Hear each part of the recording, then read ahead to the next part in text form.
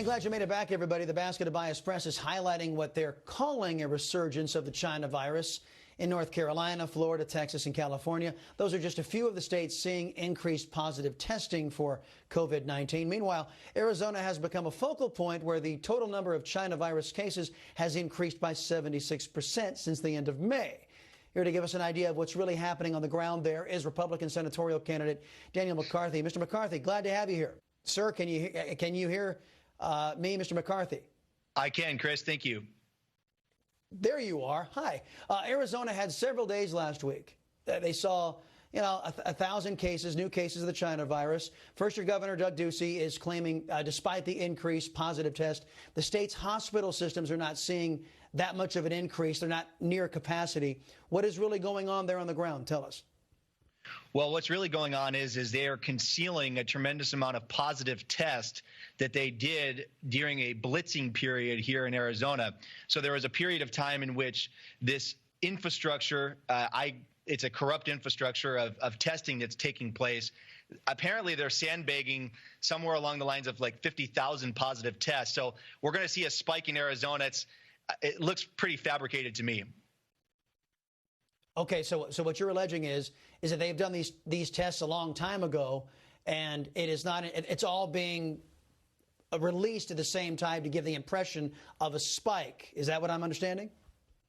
I think it's a fair assessment at this point to question this, because what we've heard from our sources is that there is upwards of about 50,000 tests that have been positive tests or false positive tests that have been completed over the period of the last couple months that they haven't reported, or they're slowly incrementally reporting.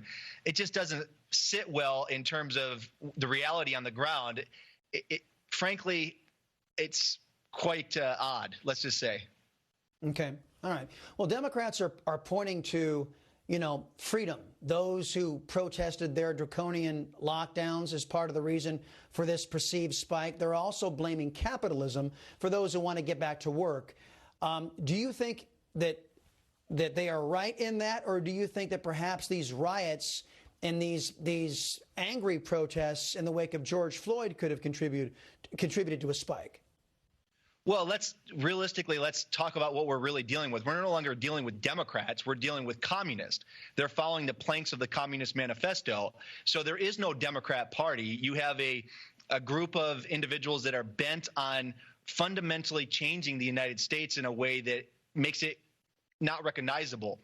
These individuals are bent on obviously overburdening us with debt, overburdening us. They've taken over the complete medical industry at this point, right? Because of coronavirus now, there's no laws that need to be passed. Now the left has complete control over the medical industry.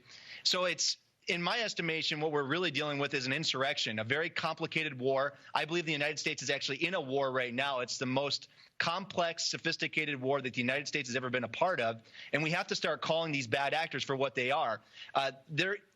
The virus that is going around is a coronavirus. Obviously, I'm not trying to suggest that people are not going to get sick, and God willing, no one gets sick. But they are obviously using this crisis, and they're manipulating this crisis the way that communists always do. It's just the reality of the conditions on the ground. Well, speaking of, if you're classifying this as a war, one of the fronts might be Seattle, as you're seeing a real-life insurrection playing out right now. What do you think, as somebody who's running for the United States Senate, what do you think ought to be done out there? I think we have no choice but to rely on the private citizens to do what they know what to do. I mean, this country was founded off of good men and women that were civilians taking care of the problem that exists. I think we need to put more, let's just say, civic duty or civic responsibility on the private citizens to take care of this insurrection. At the end of the day, the police force, we don't want to see the police become more militarized than they already are. We don't want to see the military on the ground, obviously, at all cost. The best thing we can do is encourage the private militia that has been in existence since the Second Amendment and encourage them to take care of this problem. I can assure you what they're doing in Seattle won't work here in Phoenix, Arizona. I promise you that. And it won't work in most parts of Arizona. We will not tolerate that type of insurrection here in Arizona. So just to be clear, you say that now I understand the government out there is full of a bunch of boobs, but are you saying that the government doesn't have a role in quelling an insurrection?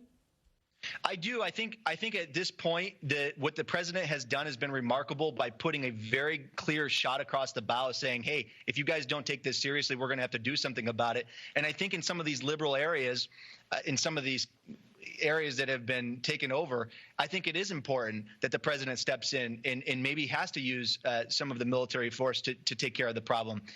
God willing, in most areas, we don't have to do that. I don't think anybody wants to see, again, a more militarized police force, or no one wants to see our military on the ground anywhere in this country. That's why I say the most important thing we can do is mobilize private civilians and private individuals to step up and to take care of this problem. That's the only real way to take care of this insurrection. Daniel McCarthy, thank you very much. Appreciate the time, sir. Coming up, folks, after being